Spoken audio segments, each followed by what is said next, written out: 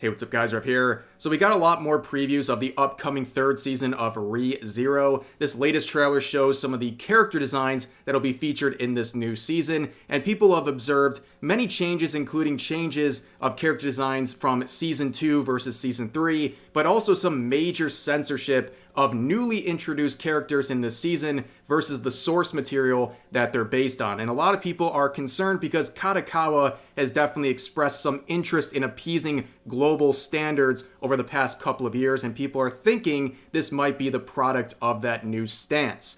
Now, going forward, you want to talk about character designs, look at this one right here, the classic Rev Fumo that we released last year. This official Fumo was the first of its kind. Now, if you missed out on that campaign, or you want to add to the Rev Fumoverse, I've got good news for you. Tomorrow, mark your calendars, I will be releasing a new Rev Fumo. You might see from the silhouette where we're going with this one, but mark your calendars. Tomorrow is the official release date. I'll put a link in the description that will lead you there. Right now, I'll give you a 404 error, but it will be fixed once it goes live. That is the link if you want to get a head start on that. There it is.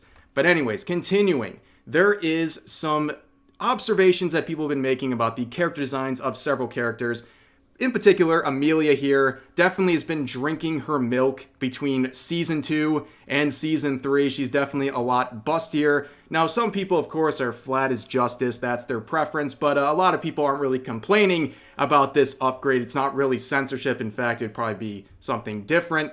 But a lot of people have pointed this one out. Now, that one's more of a goofy example, right? Let's talk about the actual censorship, the real changes that are very observable with this third season trailer. And it's pointed out by users like this saying, as the observant among light novel / web novel readers may have noticed, they have indeed censored both Capella's and Liliana's designs. Liliana's now features a sports bra and shorts rather than the skimpy bikini, and Capella's bra and bikini bottom also being made more modest. And here's a more up-close design of this third season trailer of the character Capella, and you can see they added a sports bra versus the bikini that she was wearing. Now, of course, this is a lolly character, so when people on Twitter see censorship of lolly characters, they cheer. And of course, as we always point out, that is a slippery slope, okay? When you start excusing censorship of things you personally don't like or find weird, it often continues until it starts censoring things that you do care about. It's a very slippery slope. But I'll also say this. If you're supporting the series while trying to cheer on the censorship of lolly character designs, how do you still support the series that created that character in the first place? Not to mention the fact that if you're going to be complaining about this stuff, she is still very raunchy. I mean, this is the censored design. She's practically wearing booty shorts with visible thong lines right here, and her entire midriff showing. So if you're going to be saying, your classic Epstein jokes about people complaining about the censorship, you're still consuming this character design, which would make you quite the hypocrite if you're judging others for complaining about the censorship. But moving forward, a lot of people would turn to this individual. This is Haruka Sagawa, the lead character design director of this upcoming third season of Re:Zero. So people saw that they are clearly in this position and were asking some very fair questions about the character design changes and the censorship, asking, was this a self-imposed censorship? Was it their choice? Was it the company's choice? Was it some sort of outside force that was directing these changes? These are very fair questions that people were asking. However, some people who were cheering on the censorship of these characters were trying to paint these fair questions as harassment, like this user cataloging some of the examples they believe are harassment, stating this: the new Re:Zero character designer has turned off replies because of harassment over designs. Notice how none of these complaints are from Japanese people, and very few are actually in the fan base. Most are just lolicons. Still, this is very shameful, and I hope she is doing well. So let's see some of these examples of harassment. Also, harassment that is not coming from Japanese users. Let's start with a comment in Japanese. This is one of the examples they provided to show harassment. It says, "Excuse me, was it necessary to censor the character design? I wanted to stay true to the original character design." Wow, that is some vicious harassment, ladies and gentlemen. I hope this character designer is doing okay after reading this brutal act of harassment. Let's see another example they provided. This one saying, Sagawa-sensei, if possible, can you confirm if some of the censored character designs are due to broadcast regulations? Yep, this is the examples of harassment, the brutal harassment that apparently forced them to lock their replies. Yeah, as you can probably guess, a lot of people in the replies to that tweet documenting the alleged harassment would say things like this. Criticism isn't harassment. Me when I lie. None of the screenshots you included are harassment. Do not use words you don't know the meaning of. Cool misinfo. This is not harassment. It's asking and question the design change. What is the point of spreading misinformation? I just don't get it. You're calling these posts harassment? They didn't even use any insults towards her. They were just asking her to clarify. And you can see in quotes like this, harassment is when you ask questions without insults or threats. That's basically the mentality of people trying to, defend thy lady from being asked questions on social media about these character design changes. And you can see actually that this character designer would respond and address some of these questions about these changes. They would say this.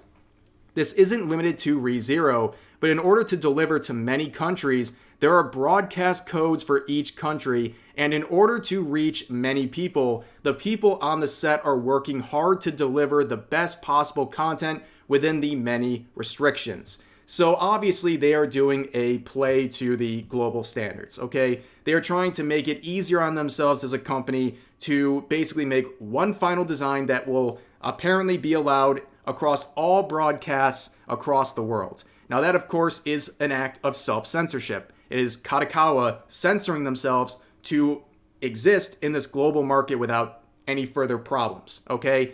Obviously, a lot of people have issue with that. And understand that this person, this character designer, is likely not the one making these decisions. This is something that comes from higher ups that they have to work with. So I don't think going after this person, this character designer, is fair. I think they are just working within the bounds provided by them through Kadokawa and the people that work above them. They are simply doing the best they can with these standards that are being imposed upon them. But it asks the greater question, why do these companies have to put up with these global standards? It's an unfair thing, and we're seeing more and more anime and manga companies catering to these global standards, which is resulting in more and more censorship. And we've seen this type of global standard and also other standards being forced upon, in particular, artists and Japanese artists. Look what happened through these payment processors. Look what that's done to places like Patreon. Remember back in the day, one of the first things in terms of fictional content that Patreon banned was lolly-related content. Well, look at them now. Patreon recently, we talked about this in a very recent video, they are now requiring artists who make not safe for work content to provide affirmative consent between fictional characters that they put in not safe for work situations. That's how ridiculous it has gone. It keeps getting worse and worse at the demand of payment processors. And you've seen other sites like Gumroad completely remove not safe for work and lewd content altogether at the demand of payment processors, which definitely can be related to these global standards that anime studios are catering to. It's only going to get worse and worse over time. And I also want to share a cautionary tale that's also very similar to this current ReZero situation, where we go back to the Skullgirls controversy of last summer. This is something that was very, very big. So as a part of their global Skullgirls content update, they basically hashed out a great deal of their content, censoring a lot of sexual content in their games, as well as other what they called harmful themes. And as a part of this, they not only censored the game, they also outright removed digital art books that people paid for. They quite literally took them back and took them away from people without any notice. This was something that we covered extensively on this channel last summer. It was a huge PR blow for Skullgirls, and a lot of things were revealed in this process. Basically that the new guard in charge of Skullgirls deeply hates a lot of their own original fan base and also is very Puritan-like, and this resulted in the Steam reviews of this game getting absolutely bombed by people who were longtime fans of this game who felt betrayed by these censorship changes, and also the fact that they felt like they were being judged by the developers they've been supporting for so long. Now, of course, we see the results now. Here we are, fast forward almost a full year into March of 2024, and we have this post getting a lot of support and also a lot of backlash, saying, okay guys, serious posting time. The Skullgirls Discord server has a moderator, Hayachi, who likes not safe for work art of minors, follows several people who make mention of not safe for work art of minors, and makes R-word jokes. Mods plus admins are aware, and nothing is being done. Pick for the algorithm. Ah yes, that's how you start off a very serious thread that is accusing someone of some very serious things. You add a pick for the algorithm because it's all about getting those views and likes on Twitter. That's the most important part of this thread. But anyways, here's one of the examples. Okay, this is the example that they provided to demonize and basically insinuate this guy as some kind of a predator. This is a screenshot of his likes. You know, your likes are public moments don't really apply in situations like this where you're trying to cancel people with content like this. It's not exactly like they set themselves up for this standard. They're just liking random artwork like this, and you're trying to demonize them based on your own standards, which doesn't really work. But as always, you can see Haru here saying, tap the sign. New call-out post. This person is a pedophile. They have CP in their likes. Whoa, that is effed up. There must be proof of this, right? Looks inside the accusation.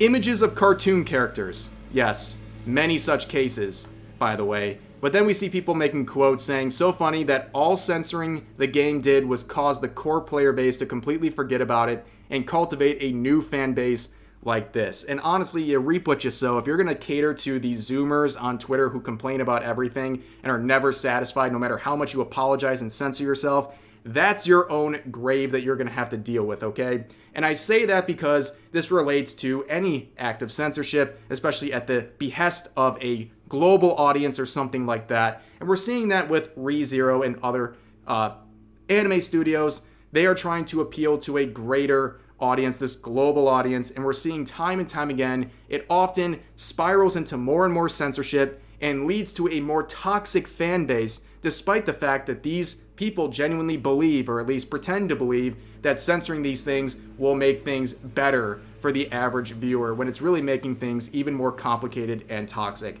But that's going to do it for today's video. I hope you guys enjoyed. As always, share all of your thoughts about today's topics in the comments section down below, and I'll see you guys next time.